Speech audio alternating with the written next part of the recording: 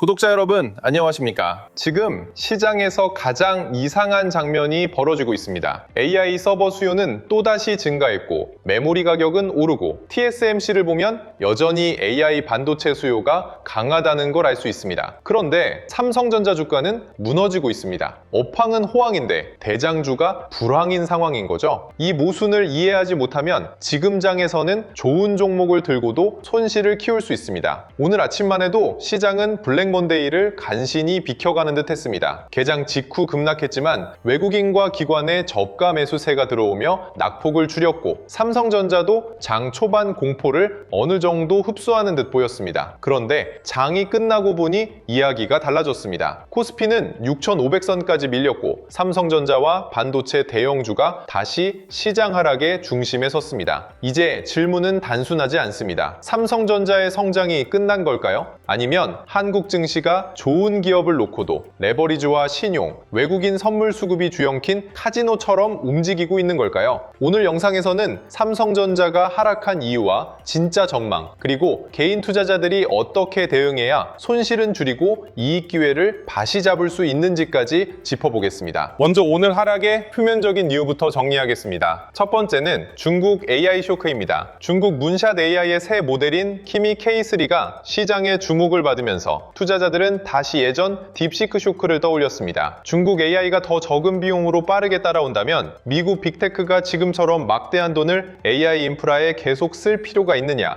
의심이 다시 올라온 겁니다. 이 의심은 곧바로 반도체로 연결됩니다. AI 투자 속도가 둔화되면 GPU 수요가 흔들리고 HBM과 DRAM, 서버용 메모리 수요도 흔들릴 수 있다는 걱정이 생기거든요. 하지만 여기서 중요한 건 AI 수요가 실제로 사라진 것과 중국 AI 경쟁이 가격과 투자 효율성에 대한 질문을 던진 것은 다르다는 점입니다. 시장은 아직 사실을 확인한 것이 아니라 가능성에 겁을 먹고 있는 상황에 가깝습니다. 그럼에도 약해진 투자 심리 속에서는 가능성만으로도 주가가 크게 흔들립니다. 지금 삼성전자 주가가 바로 그 압력을 받고 있습니다. 두 번째 이유는 중동 리스크와 유가입니다. 미국과 이란의 군사적 충돌 우려가 다시 커지면서 국제 유가가 뛰었습니다. 유가가 오른다는 건 단순히 주유소 기름값이 비싸진다는 문제가 아닙니다. 유가 상승은 물가를 다시 자극할 수 있고 물가가 오르면 중앙은행은 금리를 쉽게 내리기 어렵습니다. 오히려 시장은 금리 인상 가능성까지 다시 계산하게 됩니다. 반도체와 기술주는 금리에 민감합니다. 금리가 올라가면 미래 이익의 현재 가치가 낮아지고 밸류에이션 부담이 커지기 때문입니다. 삼성전자가 지금 당장 돈을 잘 벌더라도 시장이 앞으로 금리가 더 높아질 수 있다고 보면 주가는 눌릴 수 있습니다. 그러니까 오늘 하락은 반도체만의 문제가 아니라 유가와 금리, 환율까지 얽힌 매크로 부담도 함께 작용한 겁니다. 다만 여기서도 구분이 필요합니다. 유가 상승이 삼성전자의 반도체 경쟁력을 훼손한 것은 아닙니다. 하지만 외국인 자금과 기술주 밸류에이션에는 분명 부담으로 작용합니다. 세 번째 이유는 한국 증시의 구조적 변동성입니다. 이 부분이 가장 중요합니다. 최근 한국 증시는 삼성전자와 SK하이닉스라는 두 거대한 반도체 대장주에 너무 많이 기대고 있습니다. 두 종목의 움직임이 코스피 전체를 흔들고 그 위에 단일 종목 레버리지 ETF와 신용자금, 프로그램 매매가 얹히면서 변동성이 과장되고 있습니다. 해외에서는 한국 증시를 두고 AI 종목에 배율을 걸고 베팅하는 거친 카지노처럼 변했다는 분석까지 나왔습니다. 이 표현은 삼성전자와 SK하이닉스의 기술력을 비하하는 말이 아닙니다. 좋은 기업을 놓고 너무 많은 돈이 빚과 배율로 몰려드는 시장 구조를 겨냥한 표현입니다. 기업은 돈을 벌고 있습니다. AI 반도체 수요도 살아있습니다. 그런데 주가는 폭락합니다. 왜냐하면 실적보다 먼저 가격이 너무 많이 올랐고 그 위에 레버리지와 신용이 쌓였기 때문입니다. 가격이 흔들리면 배율이 매도를 부르고 매도는 다시 가격을 흔듭니다. 이게 지금 시장의 진짜 위험입니다. 네 번째 이유는 수급의 엇갈림입니다. 오늘 보강뉴스 기준으로 보면 외국인은 삼성전자와 SK하이닉스를 포함한 반도체 대형주를 순매수하는 흐름도 보였습니다. 하지만 기관, 특히 금융투자 중심의 매물이 지수를 눌렀고 코스피는 120일 이동평균선까지 이탈하며 6,500선 지지력을 시험했습니다. 여기서 중요한 것은 수급이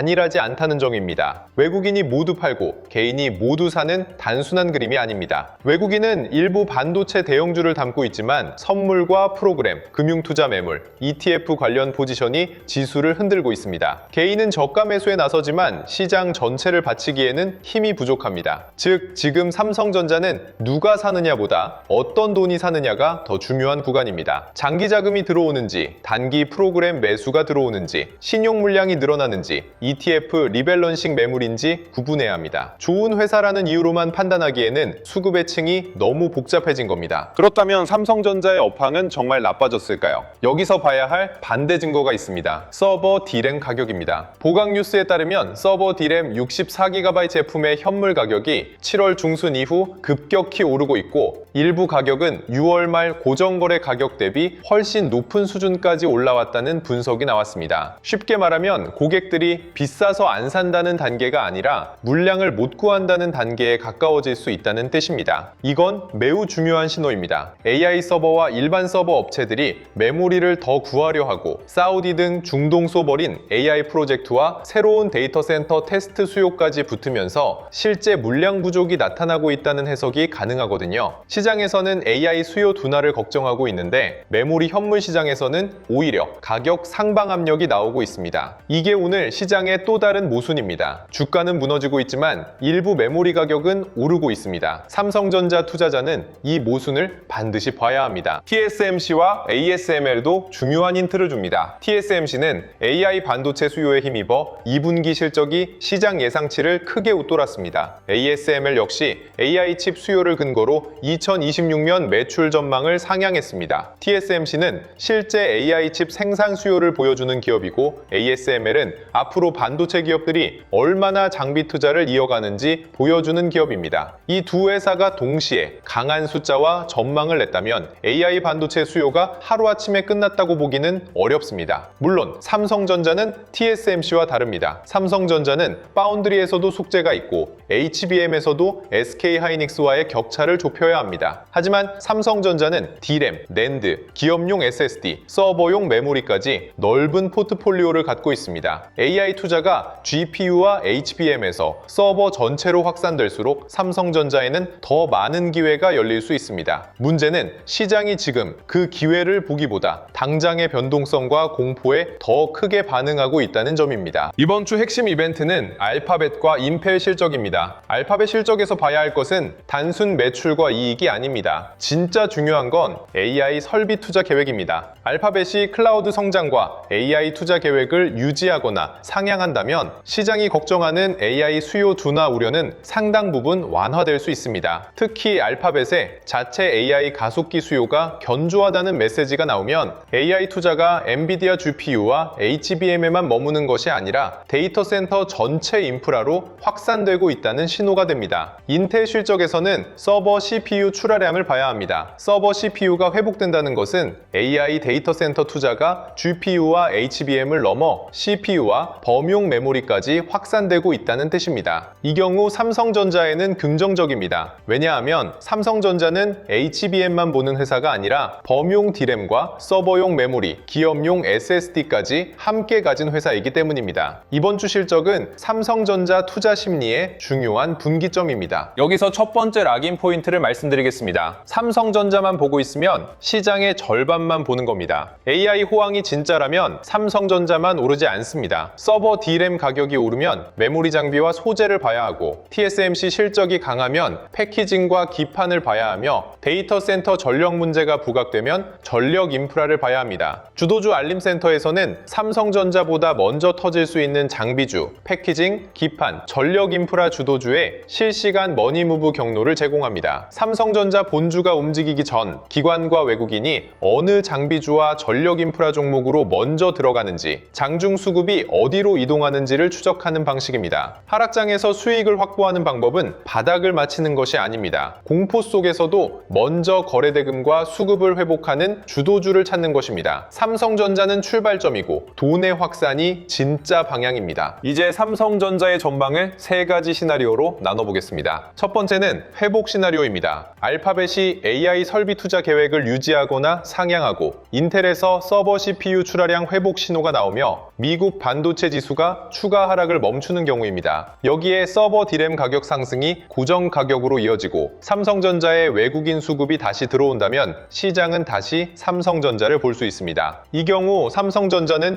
26만원대 회복을 시작으로 27만원에서 28만원대 안정 구간을 다시 테스트할 수 있습니다. 두 번째는 박스권 시나리오입니다. AI 수요는 살아있지만 미국 반도체 변동성과 유가, 환율, 레버리지 수급이 계속 흔드는 경우입니다. 이 경우 삼성전자는 26만원에서 26만원대 사이에서 저점 확인과 매물 소화 과정을 거칠 수 있습니다. 세 번째는 추가 충격 시나리오입니다. 알파벳이나 인텔이 AI 투자 둔화 신호를 주고 유가가 더 오르며 외국인 선물 매도가 다시 커지는 경우입니다. 이때는 22만원에서 23만원대까지도 열어두고 방어적으로 봐야 합니다. 가격대별 대응 전략으로 들어가겠습니다. 먼저 22만원에서 23만원 구간입니다. 이 가격대는 추가 충격이 나왔을 때 장기 분할을 검토할 수 있는 구간입니다. 하지만 아무 조건 없이 싸다고 보면 안 됩니다. 하반기 이익 전망이 유지되는지, 외국인 매도가 둔화되는지, 코스피가 추가 패닉에서 벗어나는지 확인해야 합니다. 만약 기업 이익은 유지되는데 레버리지 청산과 공포 매도로 주가만 과도하게 눌린 것이라면 이 구간은 장기 투자자에게 의미 있는 분할 후보가 될 수 있습니다. 반대로 알파벳과 인텔 실적에서 AI 투자 둔화가 확인되고 서버 D램 가격 상승세마저 꺾인다면 방어가 먼저입니다. 22만원에서 23만원은 기회와 위험이 동시에 있는 구간입니다. 무조건 매수 버튼이 아니라 조건을 확인하는 구간으로 봐야 합니다. 다음은 24만원에서 25만원 구간입니다. 이 구간은 방어와 기회의 경계입니다. 현재 삼성전자가 이 구간을 위협하고 있기 때문에 투자자들이 가장 예민하게 봐야 할 가격대입니다. 24만원에서 25만원 구간에서 장중 저점이 지켜지고 외국인 매도가 줄어들며 장 후반 낙폭이 축소된다면 1차 분할 매수 후보가 될 수 있습니다. 하지만 이 구간을 지키지 못하고 장 후반까지 계속 밀린다면 변동성은 더 이어질 수 있습니다. 보유자는 이 구간에서 공포에 전부 던지기보다 물량을 나눠야 합니다. 장기 핵심 물량은 유지하되 단기 물량은 수급에 따라 일부 관리해야 합니다. 신규 매수자는 무조건 진입보다 저점 확인이 먼저입니다. 24만원에서 25만원은 매수 버튼이 아니라 확인 버튼입니다. 다음은 26만원대입니다. 26만원대는 심리 회복 구간입니다. 삼성전자가 26만원대를 회복하고 장 후반까지 버틴다면 시장은 블랙먼데이 공포와 최근 급락 충격을 일부 소화했다고 볼 수 있습니다. 하지만 26만원대 회복이 곧 완전한 추세 전환은 아닙니다. 이 구간에서는 외국인 수급이 중요합니다. 삼성전자가 26만원대로 올라왔는데 외국인이 계속 판다면 반등의 신뢰는 약합니다. 반대로 외국인 매도가 멈추고 기관 프로그램 매수가 들어오며 삼성전기와 소부장까지 함께 움직인다면 반등의 질은 좋아집니다. 보유자는 26만원대 회복만 보고 전부 팔 필요는 없습니다. 하지만 단기 반등 물량은 장 후반 흐름을 보면서 일부 관리할 수 있습니다. 신규 매수자는 26만원대에서 시초가 추격보다 눌림 확인이 맞습니다. 다음은 27만원에서 28만원대입니다. 이 구간은 단기 안정 확인 구간입니다. 삼성전자가 27만원에서 28만원대를 회복하고 며칠 동안 버틴다면 단기 급락 충격은 상당 부분 소화됐다고 볼 수 있습니다. 하지만 이 가격대에서는 매물도 나올 수 있습니다. 최근 급락장에서 손실을 본 투자자들이 일부 물량을 줄이고 싶어질 수 있고 단기 반등을 노린 투자자들도 차익 실현은 할 수 있습니다. 그래서 이 구간은 돌파보다 안착이 중요합니다. 하루 강하게 올라가는 것보다 며칠 동안 27만원에서 28만원대를 지키며 거래대금과 수급이 유지되는 흐름이 더 건강합니다. 보유자는 장기 핵심 물량은 유지할 수 있습니다. 단기 물량은 일부 관리할 수 있습니다. 신규 매수자는 이 구간에서 무리하게 따라가기보다 눌림과 수급 확인이 필요합니다. 마지막으로 29만원에서 30만원 이상입니다. 이 구간은 재평가 확인 구간입니다. 삼성전자가 이 가격대를 회복한다는 것은 단순히 급락분을 되돌리는 것이 아니라 시장이 다시 삼성전자의 중기 가치를 보기 시작했다는 뜻입니다. 하지만 조건이 필요합니다. 알파벳의 AI 설비 투자 계획이 유지되어야 합니다. 인텔에서 서버 CPU 회복 신호가 나와야 합니다. 서버 D램 가격 상승이 고정 가격으로 이어져야 합니다. 삼성전자의 HBM 회복과 기업용 SSD, 서버용 메모리 수요가 실적으로 확인되어야 합니다. 29만원에서 30만원 이상은 기대의 구간이 아닙니다. 증명의 구간입니다. 이 구간에서는 삼성 삼성전자니까 간다가 아니라 삼성전자가 다시 숫자로 증명한다가 필요합니다. 주가보다 실적과 수급이 더 중요해집니다. 이제 보유자 대응 전략입니다. 장기 핵심 보유자는 하루 급락의 모든 판단을 맡기면 안 됩니다. 삼성전자의 메모리 회복, AI 서버 수요, 기업용 SSD, HBM 재도전, 파운드리 개선 가능성을 보고 있다면 지금 급락이 업황 훼손인지 수급 충격인지 먼저 구분해야 합니다. 단기 반등 물량 보유자는 다르게 봐야 합니다. 최근 반등을 보고 들어간 물량이라면 장중 낙폭을 줄이지 못할 때 일부 관리가 필요합니다. 고점 보유자는 무리한 물타기를 피해야 합니다. 평단 조절은 24만원, 25만원 가격만 보고하는 것이 아니라 외국인 수급과 장 후반 흐름, 밸류체인 확산을 확인한 뒤 해야 합니다. 보유자는 전부 팔거나 전부 버티는 식으로 대응하면 안 됩니다. 물량의 성격을 나누고 가격대별로 행동을 정해야 합니다. 신규 매수자는 더 조심해야 합니다. 지금 장에서는 삼성전자가 싸 보일 수 있습니다. 하지만 싸 보이는 가격이 바로 저점이라는 보장은 없습니다. 신규 매수자는 세 가지 조건을 확인해야 합니다. 첫째, 장중 저점이 지켜지는지입니다. 둘째, 외국인과 기관 수급이 돌아오는지입니다. 셋째, 삼성전기와 소부장, AI 인프라까지 돈이 확산되는지입니다. 이 세 가지가 확인되면 분할 접근을 검토할 수 있습니다. 24만원에서 25만원은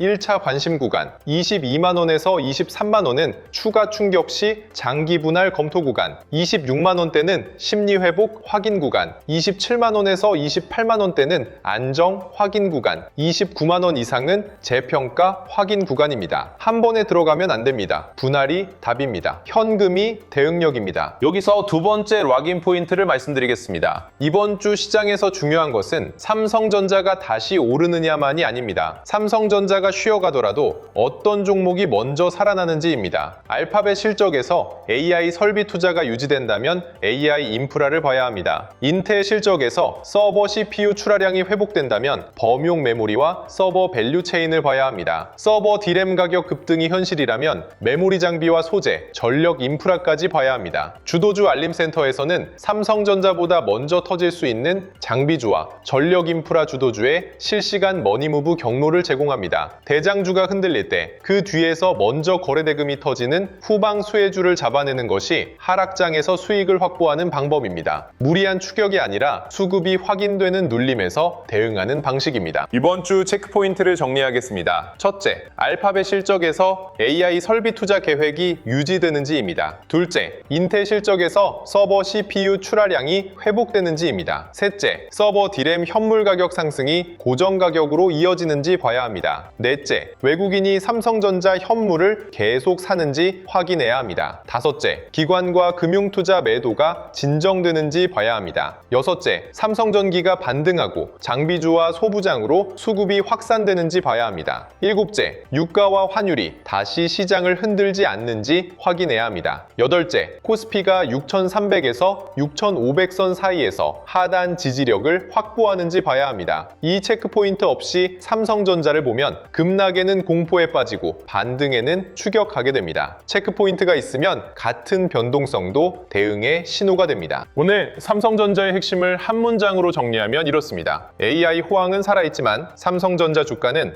AI 호황만으로 움직이지 않습니다. 지금 삼성전자는 펀더멘털과 카지노화된 수급 사이에서 흔들리고 있습니다. TSMC와 ASML은 AI 반도체 수요가 여전히 강하다는 숫자를 보여줬고 서버 D램 현물 가격 상승은 메모리 부족 가능성을 다시 보여주고 있습니다. 하지만 한국 증시는 레버리지와 신용, 외국인 선물, 기관 매도, 중국 AI 쇼크, 유가 리스크에 따라 하루 단위로 크게 출렁입니다. 그래서 투자자는 업황과 수급을 분리해서 봐야 합니다. 업황은 아직 살아있습니다. 수급은 거칩니다. 그러니 전략은 분명합니다. 가격대를 나누고 수급을 확인하고 밸류체인 확산을 보며 신용과 레버리지를 줄이고 분할로 대응하는 것입니다. 삼성전자는 끝난 종목이 아닙니다. 하지만 예전 방식으로 대응하기에는 시장이 너무 달라졌습니다. 주식시장에서 좋은 종목을 몰라서 못 사는 것이 아니라 언제 시장이 다시 보기 시작하는지 신호를 놓쳐 늦는 경우가 많습니다. 삼성전자는 특히 그렇습니다. 중국 AI 쇼크, 유가 급등, 미 이란 리스크, 알파벳 실적, 인텔 실적, 서버 D램 가격 급등, TSMC와 ASML의 호실적, 외국인 수급, 레버리지 규제까지 한꺼번에 움직입니다. 바쁜 본업 속에서 이 흐름을 혼자 실시간으로 따라가기는 쉽지 않습니다. 그래서 영상 아래 더보기란에 주도주 알림센터 신청 페이지를 열어두었습니다. 단순히 뉴스를 빠르게 전달하는 곳이 아닙니다. 삼성전자와 하이닉스보다 먼저 움직일 수 있는 장비주, 패키징, 기판, 전력 인프라 주도주의 실시간 머니무브 경로를 제공하고 시장이 실제로 어디를 다시 보기 시작하는지 함께 체크하는 곳입니다. 특히 지금처럼 한국 증시가 카지노처럼 흔들린다는 말이 나올 정도의 장에서는 늦게 보고 따라가는 방식보다 먼저 움직이는 돈의 방향을 확인하는 것이 중요합니다. 사칭 채널과 가짜 링크가 많으니 반드시 영상 아래 더보기란의 신청 페이지를 통해서만 확인하시길 바랍니다. 마지막으로 정리하겠습니다. 오늘 삼성전자는 대외 압제와 수급 이탈 속에 흔들렸습니다. 중국 AI 쇼크, 미국과 이란의 충돌 우려, 유가 급등, 반도체 투자 심리 위축, 기관 매도와 ETF 관련 수급이 모두 겹쳤습니다. 하지만 이것을 삼성전자 업황 붕괴로 단정하면 안 됩니다. TSMC와 ASML은 AI 수요가 살아있음을 숫자로 보여줬고 서버 D램 가격 상승은 메모리 공급 부족 가능성을 다시 보여줍니다. 문제는 수급 그리고 변동성입니다. 시초가보다 종가, 뉴스보다 수급, 대장주보다 밸류체인 확산, 바닥 맞추기보다 먼저 살아나는 주도주 확인, 그리고 신용과 레버리지는 줄이고 현금 보유와 분할로 대응하는 전략. 이 기준을 갖고 이번 주를 준비하셔야 합니다. 눈앞의 호가창은 계속 흔들릴 수 있습니다. 하지만 돈의 방향은 결국 드러납니다. 그 방향을 늦게 보면 좋은 종목을 알고도 늦습니다. 여러분의 현명한 판단과 성공적인 투자를 진심으로 응원합니다. 오늘도 함께 해주셔서 감사합니다. 성공 투자하십시오.